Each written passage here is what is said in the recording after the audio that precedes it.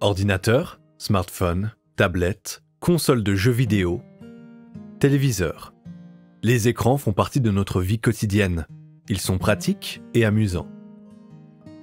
Ce sont des outils fantastiques pour apprendre plein de choses.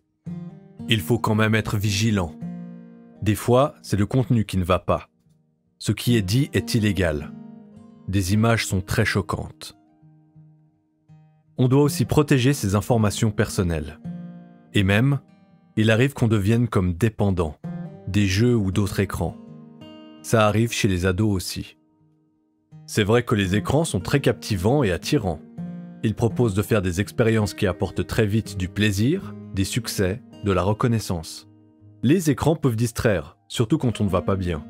Ils peuvent faire oublier ce qui ne va pas. Dans les réseaux sociaux et dans beaucoup de jeux, il se passe toujours quelque chose. Le sentiment de manquer quelque chose peut donner envie d'aller en ligne. Il arrive qu'on passe alors de plus en plus de temps devant les écrans. On néglige d'autres activités, par exemple les loisirs ou sa formation. On se sent nerveux et contrarié de ne pas être en ligne.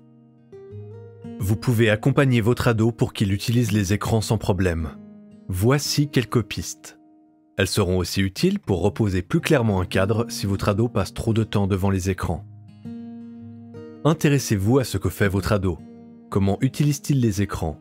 Demandez à votre ado de vous montrer ce qu'il aime faire en ligne. Décidez des règles, des moments d'utilisation, discutez-en avec votre ado.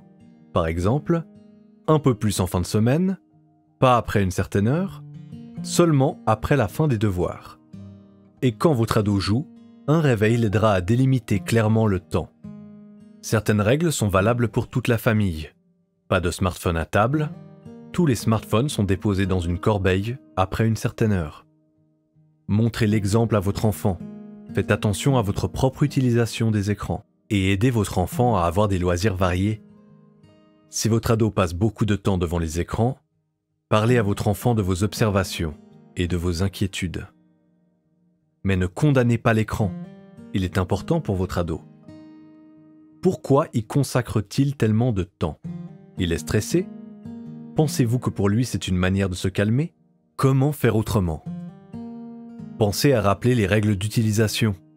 Si la situation ne s'améliore pas, n'hésitez pas à aller chercher de l'aide auprès de professionnels pour votre enfant. Et aussi pour vous. Les centres spécialisés pour les jeunes et en addiction vous reçoivent volontiers. Plus d'informations et des adresses sur monado.ch.